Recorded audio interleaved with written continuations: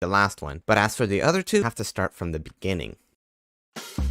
On one, same as the worst rated tower defense game on which I made a video on, but now it came from the developers of Pixel Gun Tower Defense. Seeing as that game was kind of successful, I was pretty excited to try this one out. So starting out, I joined up and I immediately started playing around with some of the stuff. I was given paper as my starter block and newbies as my starter defense.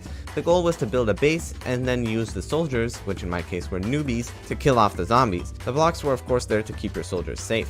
The first couple of waves were pretty easy and I was able to get through them, and I had saved up enough bears, which was the currency in this game, to buy myself a crate. Now the crate gives you 1 to 6 blocks and there's a 1 in 3 chance that you get a pistol. I don't know why it's called a pistol because it's a newbie, but the interesting thing about this game is that it has a merge mechanic, so you can merge blocks into stronger blocks and merge soldiers into stronger soldiers. It's a little bit confusing in the building system where you actually have to click the block or the soldier and then it gives you the options for what you can turn them into depending on what you've merged. A little bit weird, but you'll quickly get used to it. And so then I made a simple base that is made out of books and some newbies on top. That was pretty easy too, and I decided it was time to pay to win. I wanted to showcase the game as much as possible, so I bought some bears and went straight for the basic crate. Now this gave me some SMGs and some cardboard. Correction, it gave me a cardboard box, but for whatever reason the cardboard box looks like cardboard, yet the actual cardboard box is called cardboard. Yeah, try saying that without twisting your tongue. Next base was an easy success as well, and I was breezing through easy mode pretty easily. Then I had a friend join who actually had a much better base than mine, and after that we were breezing through even more rounds. I was slowly buying stuff along the way, but you already get the concept, and so towards the end my base was starting to look something like this. This was actually a lot stronger than when we started, but then came wave 20.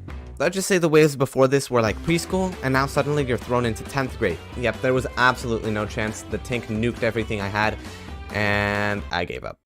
Until tomorrow, when I magically got 15,000 bears because I actually AFK grinded overnight, yes. I wasn't going to be satisfied uploading a video where I don't even beat the tank. So here goes an epic unboxing and an epic amount of merging, and the day 2 base was looking so much better than the first day. I mean, just look at it. I mean, not only is this strong, it also looks beautiful, kinda.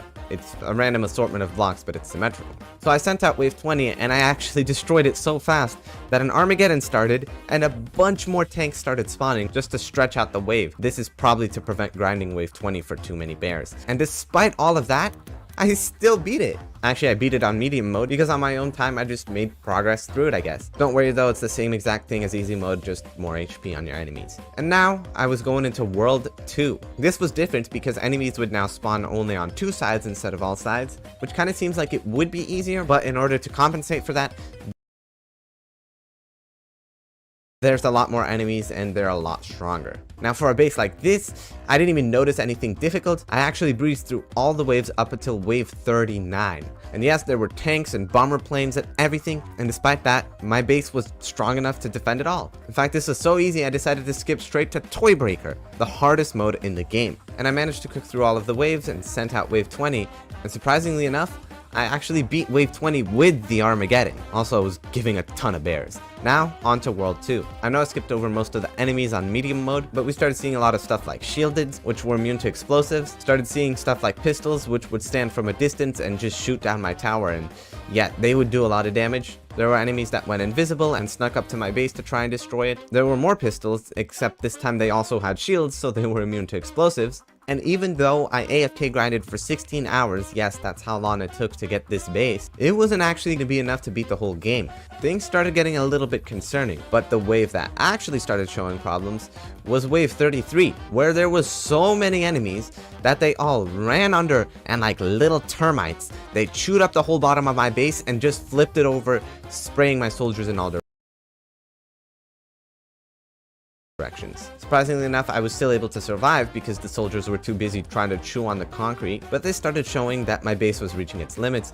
On wave 34, the enemies again almost chewed through my base, thankfully not. But on wave 35, the game started sending out tanks.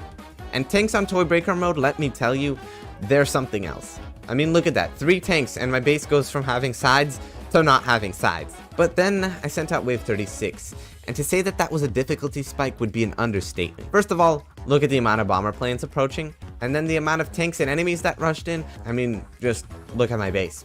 Yeah, there was just nothing I can do. It was all gone. At least there was nothing I could do until day 3. where I suddenly had a bunch of new bears, and guess what I did? Spent them all. Yep, I spent them all, because it was time for a Mega Base Part 2.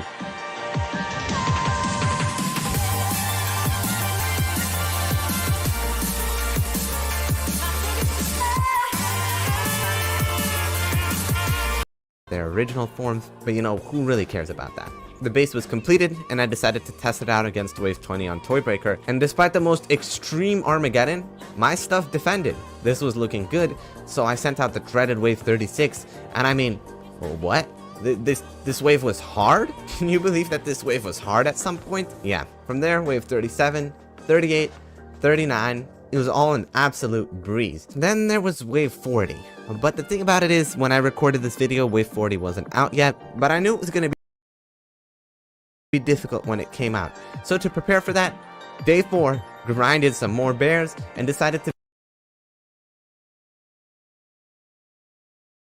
build an even more mega base.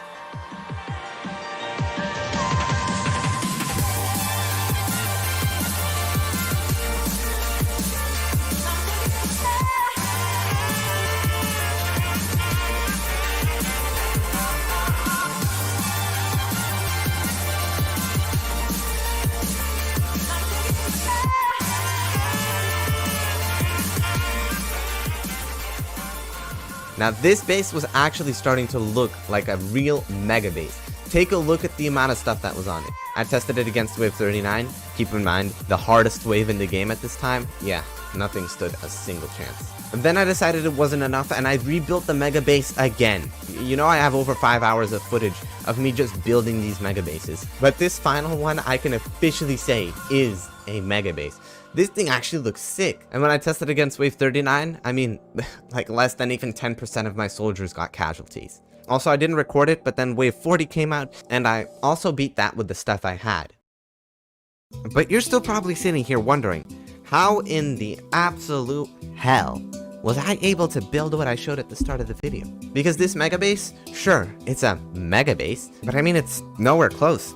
You see, in order to understand how crazy what I'm about to get into is, you first have to understand what a Voidium block is. This is the most expensive block in the game. Not in terms of bears, but you do need a ton of blocks in order to craft just a single one. Now the mega base I made earlier was made out of unsolvables, which require far fewer puzzle blocks in order to make a single one than a void puzzle. So creating this, made completely out of void puzzles, this was something completely unseen before. Now also, void blocks are by far the strongest in the game. I mean, here's a list. You see that they have 3,500 HP. Unsolvables only have 1,000. So when I said that the earlier building was the strongest base ever created in Toy Soldiers, I was not joking. Oh, not to mention, this base also had a tank viewers. What? Yeah, I had a couple hundred of